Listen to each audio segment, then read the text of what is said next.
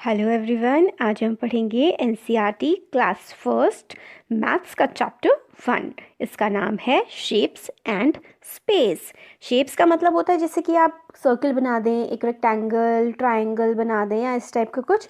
और स्पेस का मतलब होता है जगह। इनसाइड का मतलब होता है अंदर, आउटसाइड का मतलब होता है बाहर। तो स्टार्ट करते हैं। The Arab and his camel. तो ये जो फिगर बनाई हुई है, ये जो पिक्चर है, ये एक अरब है। ये देखिए, यहाँ से हम ले लेते हैं, पेन ले लेते हैं। और ये देखिए, ये एक अरब है, ठीक है। और ये है हमारा एक camel.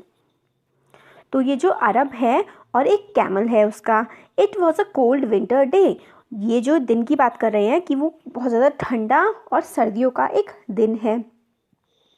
The travelling was on the back. तो जो अरब है वो किस पे ट्रैवल कर रहा है, यात्रा कर रहा है? एक कैमल की बैक पर, उसके कमर पर बैठकर।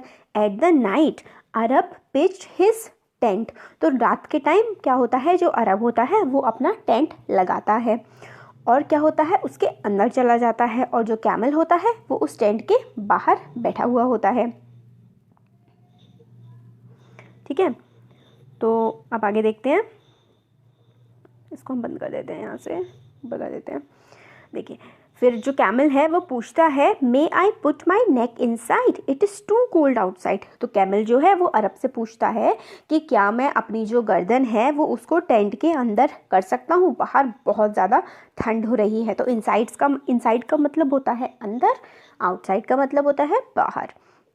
तो अरब बोलता है, ओके ठीक है, तुम अपनी नेक जो है वो अंदर कर सकते हो। नेक का मतलब होता है गर्दन।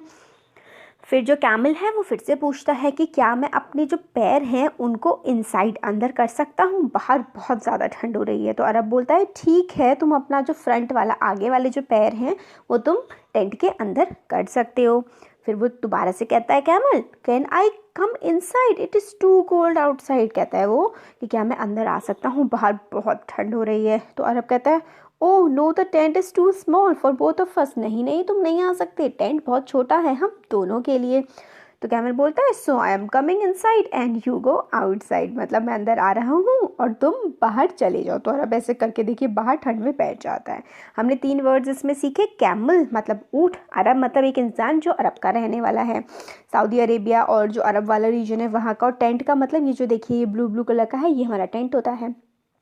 अब इसमें हमें कुछ क्वेश्चंस बताने कि कौन सा बड़ा है और कौन सा छोटा है। देखिए, इसमें कौन सा बड़ा है? इसमें बड़ा है हमारा ये वाला, ये जो हिप्पोपोटामस है ना, जिसमें मैं सर्कल कर रही हूँ, ये हमारा बड़ा वाला है। अब हम देखते हैं आगे। अब इसमें क्या करना है, इसमें हमें टिक करना है छोटा वाला। तो हम छोटा वाला टिक कर देते हैं। तो है ये वाला, ये जो है ये हमारा छोटा वाला है। इसको ऐसे करके आप ऐसे इस पर टिक लगा सकते हैं। अब इसमें हम लोग सेकंड वाले में हमें काओ या फिर स्क्विरल छोटी है, तो हमारी जो छोटी है वो स्क्विरल है, हम इस पे टिक लगा देते हैं। अब हमें आगे क्या करना है, टेक द स्मॉलर टायर। हमें फिर से छोटा वाला टायर, स्मॉल का मतलब होता है छोटा, छोटे वाले टायर पे हमें टिक करना है। तो ये वाला टायर जो है हमारा छोटा है, आप इस पे ऐसे करके टिक लगा दीजिए।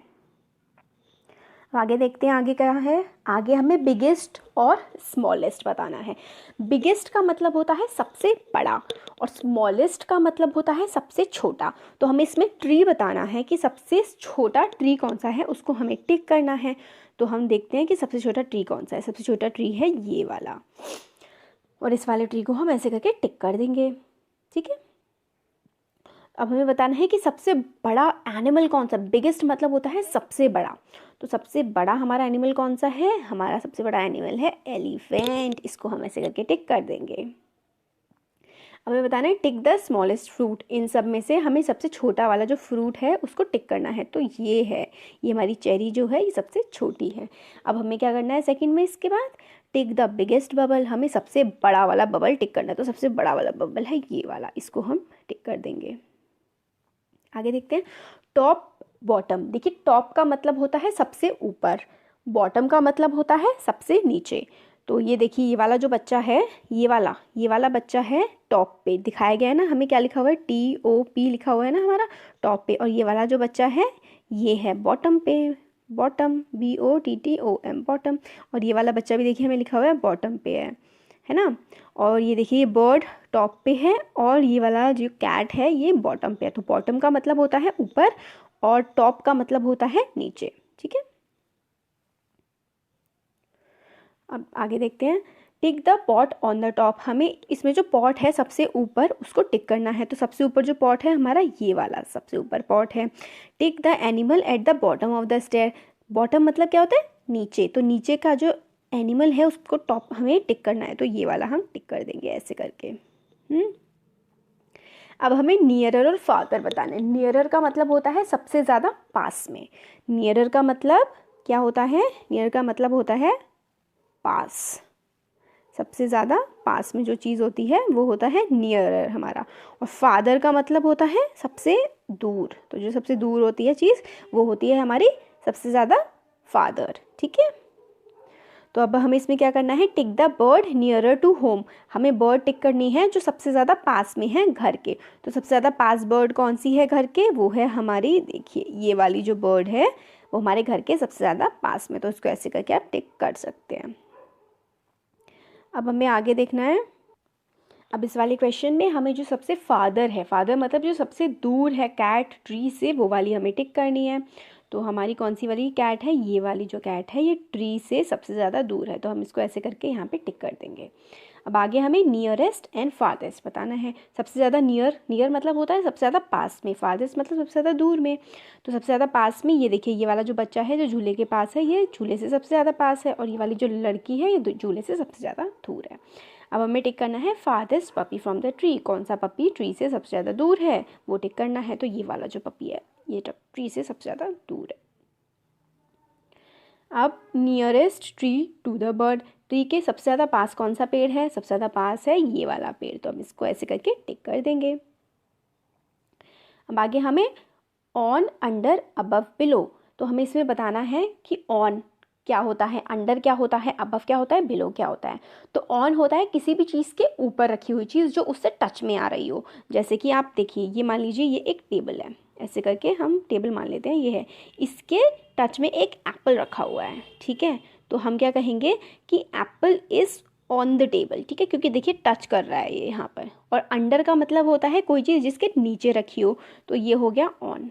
अब अंडर क्या होता है, अंडर मतलब जैसे कि इस टेबल के नीचे मान लीजिए कोई बुक रखी है, बुक रखी है, कुछ भी रखा हो सकता है, तो ये book is under the table, ठीक है। तो बुक टेबल के अंडर रखी हुई है, मतलब टेबल के नीचे रखी हुई है। अबव का मतलब होता है जो ऊपर होता है, जैसे कि fan is above the table, मतलब जो फ़ैन है वो टेबल के ऊपर है। अबव मतलब होता है जो चीज़ काफ़ी ऊपर होती है, टच में नहीं होती है, वो होती है हमारा अबव, ठीक है। और बिलो का मतलब होता है उस चीज़ के काफ़ी ज़्यादा नीचे होना। बिलो मतलब नीचे होना, अंडर मतलब होता है उस चीज़ के बिल्कुल नीचे होना, मतलब उसकी शेड में आ रही हो कोई चीज़, ऐसे करके। अब देखते हैं हम इसके क्वेश्चंस। चलिए, अब देखिए ऑन द टेबल, जैसे कैट है ये ऑन द टेबल है, बिलो द फैन, फैन के नीचे, अबव द टेबल क्या है, फैन है, और फिर अंडर द टेबल क्या है, रैट है, ऐसे।